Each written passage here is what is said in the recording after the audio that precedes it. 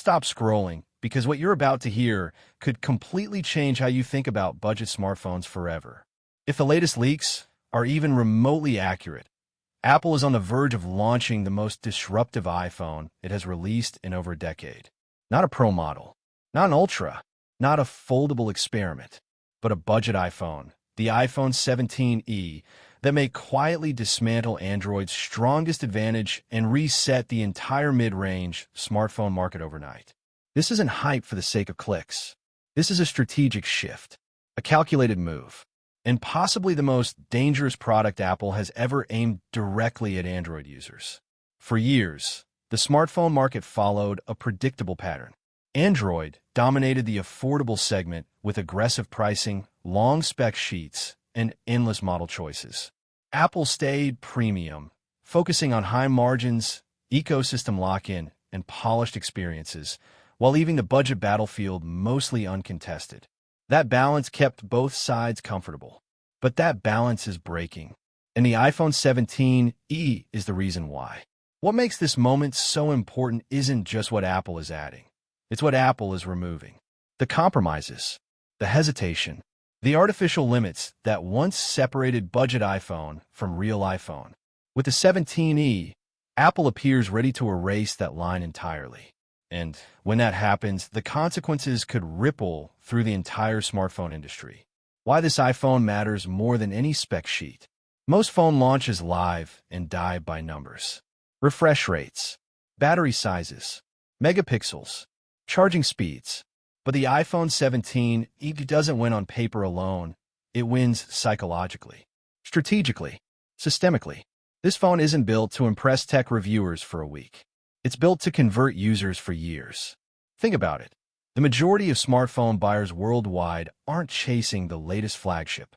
They want something reliable, fast, modern-looking, a phone that doesn't feel outdated 6 months later. And most importantly, something that just works. Apple knows this.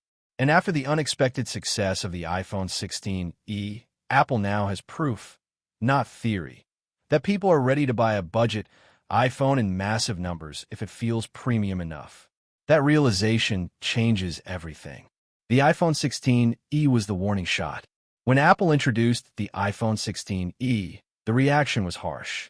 Comment sections exploded with criticism. Tech forums mocked the price.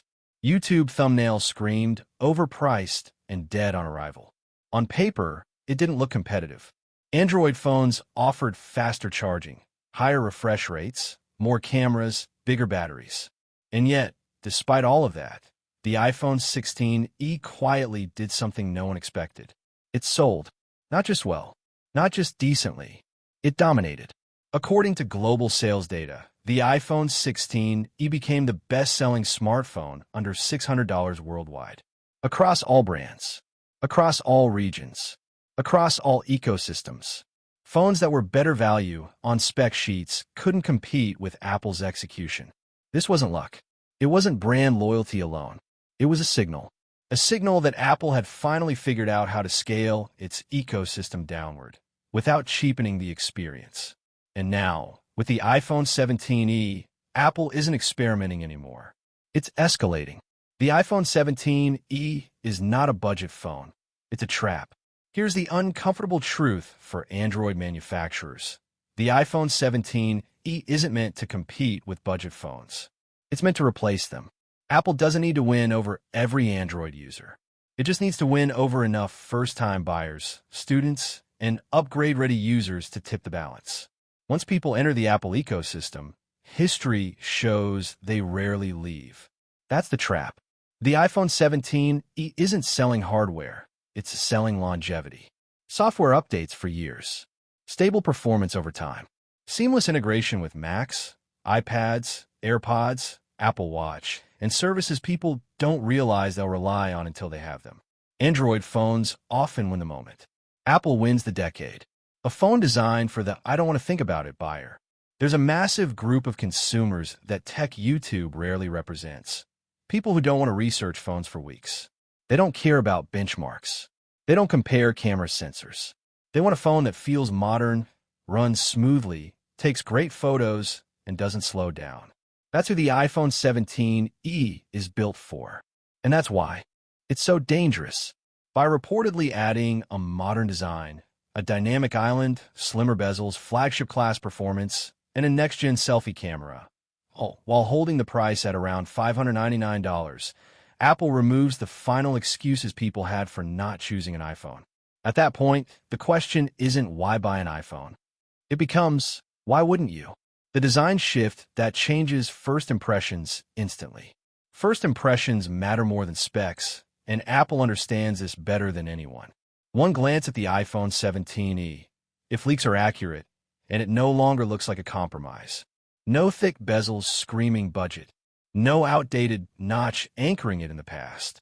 Instead, a clean front, modern proportions, and visual cues that mirror flagship models. This is intentional. People buy phones emotionally first, logically second. And when a budget phone looks premium, the brain fills in the rest. Performance feels faster. Cameras feel better. The entire experience feels elevated, even before the phone is turned on.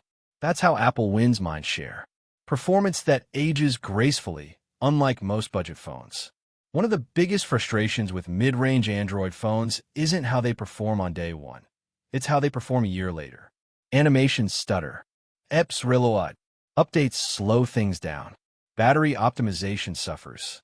And suddenly, the great deal doesn't feel so great anymore. The rumored A19 chip inside the iPhone 17e flips that narrative completely. This isn't a cut-down processor designed to save costs. It's a near-flagship level chip with modern AI acceleration, long-term optimization, and performance headroom that most budget phones simply don't have. That means the iPhone 17e won't just feel fast at launch. It'll still feel smooth years later. And for everyday users, that matters far more than peak benchmark numbers. The front camera era makes this phone perfectly timed. We're living in a front camera world now. Video calls, selfie videos, reels, shorts, live streams, FaceTime, Zoom. The front camera has become just as important, if not more important, than the rear camera for many users. That's why the rumored 18-megapixel center stage selfie camera on the iPhone 17e is such a strategic upgrade. It's not about specs, it's about behavior. People don't want to worry about framing themselves. They don't want to choose between portrait and landscape. They don't want grainy indoor video. They want to open the camera and look good. Apple knows this. And by bringing a high-end selfie system to a budget phone, Apple is directly targeting creators, students, remote workers, and social media-first users, groups that Android brands rely on heavily. Why the $599 price might be Apple's smartest move yet. At $599, the iPhone 17e sits in a psychological sweet spot. It's low enough to feel attainable, high enough to feel premium, and perfectly positioned for carrier deals, student discounts, and international markets. But here's the real genius. Pricing. Tariffs, taxes, and import fees scale with MSRP. By keeping the price lower, Apple protects affordability globally. Combine that with manufacturing in India, and suddenly Apple can compete aggressively in regions where Android once had an uncontested lead. This isn't accidental. It's chess, not checkers. This isn't just a phone, it's a market reset. The iPhone 17e represents something bigger than a single product launch. It signals Apple's intent to dominate not just the high end, but the middle. If this phone delivers on even most of its promises, competitors will be forced to respond. Prices will drop, margins will shrink, update policies will be scrutinized, and the value conversation will shift away from specs toward experience and longevity. That's a dangerous place for Android manufacturers who rely on rapid model cycles and short support windows.